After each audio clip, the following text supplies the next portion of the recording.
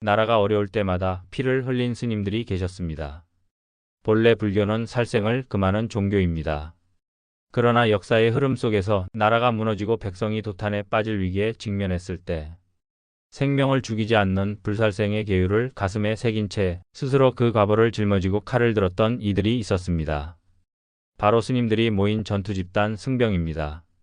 이들은 나라와 백성을 지키기 위해 수행자의 옷을 벗지 않고도 전장에 나섰던 스님들의 이야기입니다.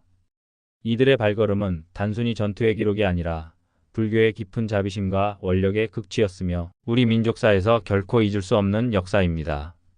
불교가 우리 땅에 들어온 이유, 불교는 수행자의 깨달음을 위함과 함께 나라의 흥망과도 깊이 연관되어 있었습니다.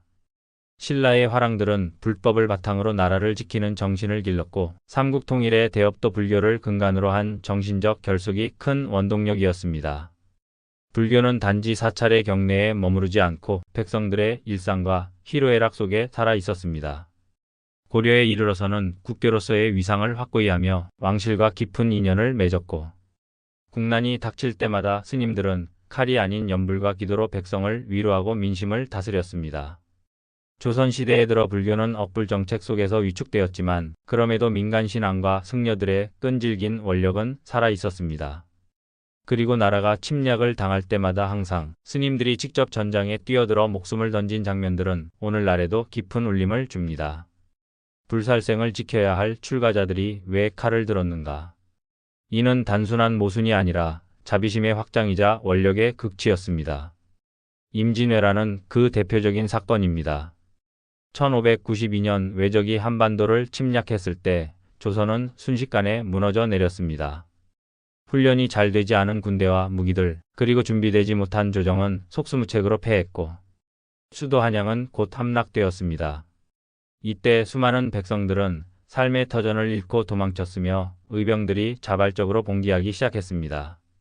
그리고 그 선두에는 뜻밖에도 삭발한 머리와 회색 가사를 입은 스님들이 있었습니다.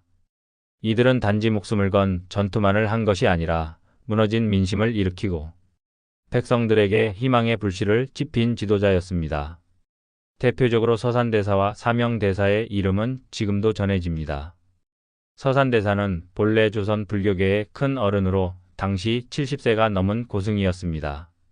그는 조정이 무너지고 백성이 도탄에 빠졌다는 소식을 듣자 부처님의 자비는 중생을 구제하는 것, 지금 나라와 백성이 무너지는데 어찌 가만히 있을 수 있겠는가라며 스스로 팔을 걷어붙였습니다. 그리고 전국의 사찰에 경문을 돌려 승려들에게 호소했습니다. 불살생의 계율을 지키는 길은 한 생명을 아끼는 데 있지만 지금은 수만의 백성이 도륙당하는 위기이니 차라리 계율의 과보를 내가 짊어지겠다며 스님들에게 나라를 위해 함께 나서줄 것을 청했습니다. 그 부름에 수많은 스님들이 호응했습니다. 각지의 사찰에서 승려들이 무리를 지어 내려왔고 그들은 곧 승병이라 불리며 외적과 맞섰습니다. 흰 장삼을 두르고 고승과 함께 창과 칼을 든 스님들의 모습은 왜군에게 공포를 안겼습니다. 절에서 수행하던 스님들이 산성을 지키고 의병과 함께 싸우며 때로는 죽음을 두려워하지 않고 돌격했습니다. 그들은 군사훈련을 받은 전투병이 아니었지만 오히려 그 순수하고 국을 위한 담대한 신념이 엄청난 전투력으로 바뀐 것입니다. 백성들은 스님들의 그 모습을 보며 감동했고 이는 전쟁의 분위기를 뒤바꾸는 큰 전환점이 되었습니다. 사명대사는 서산대사의 제자로 전장에서 직접 지휘하며 승병들을 이끌었습니다. 그는 뛰어난 전략가였고 동시에 강한 정신적 지도자였습니다. 전투에서 승리한 뒤에도 그는 포로가 된 백성들을 풀어주고 적군에게조차 자비를 베풀려 했습니다. 후일 전쟁이 끝나고 그는 일본에 건너가 포로로 끌려간 조선 백성들의 송환을 이끌어내기도 했습니다. 그의 지혜와 담대함은 단순히 승병장으로서의 활약을 넘어 불교적 자비와 원력을 역사 속에서 실현한 사례라 할 수 있습니다. 그의 외교적 노력은 단순한 협상이 아닌 수행자로서의 원력 그 자체였으며 단절된 평화를 다시 연결하는 가교의 역할이었습니다. 승병들의 활약은 임진왜란에서만 있었던 것이 아닙니다. 병자호란 때에도 그리고 고려 말 몽골의 침략 때에도 스님들은 산성을 지키고 백성을 보호했습니다. 고려 때 몽골군이 쳐들어왔을 때도 스님들이 나서서 불교의 힘으로 백성을 위로하고 전투에도 참여했습니다. 그들은 무기를 든 수행자였으며 동시에 병사들의 정신적 지주였습니다. 스님들은 전장에서 포효하는 푹소리 대신 목탁을 두드렸고 구호 대신 연부를 외웠으며 죽음을 두려워하는 이들에게 업과 윤회의 가르침으로 용기를 북돋았습니다. 심지어 고려 말기에 고승 일현 스님도 삼국유사에서 나라가 위기에 처할 때마다 스님들이 백성을 위해 목숨을 바쳤다는 사실을 기록하고 있습니다. 호국불교의 정신은 단순한 무장투쟁이 아니었습니다. 스님들은 전쟁터에서도 늘 자신들이 살생의 업을 짓고 있다는 사실을 뼈저리게 인식했습니다. 그래서 전투가 끝난 뒤에는 법회를 열어 죽은 이들의 영혼을 위로하고 자신들이 짊어진 죄업을 참회했습니다. 불교에서는 살생은 반드시 업으로 돌아온다고 말합니다.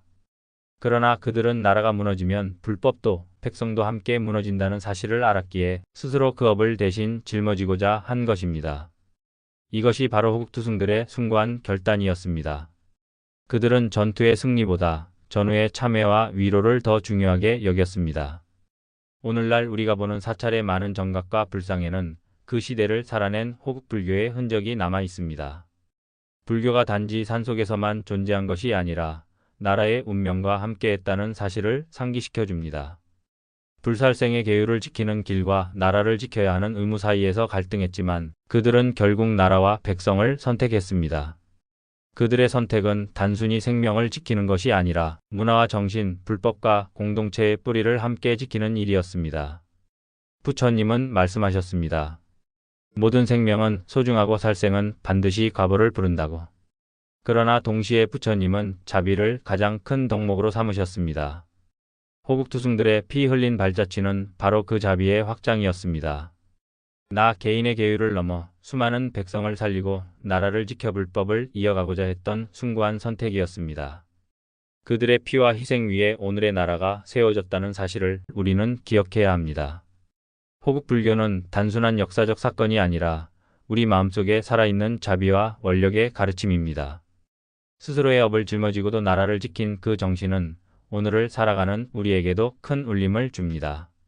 나라가 위기에 처했을 때 나의 이익과 안위를 내려놓고 공동체를 위해 나서는 마음. 그것이 바로 호국투승들의 본뜻이었으며 불법의 자비가 현실 속에서 꽃핀 순간이었습니다. 호국투승들이 피 흘리며 보여준 선택과 그 정신은 오늘날 우리에게도 여전히 살아있는 화두입니다. 호국불교는 우리 삶의 태도를 일깨우는 살아있는 유산입니다. 구독과 좋아요는 불법을 전하는 데 큰 도움이 됩니다. 오늘도 자비로운 하루 보내세요. 관세음보살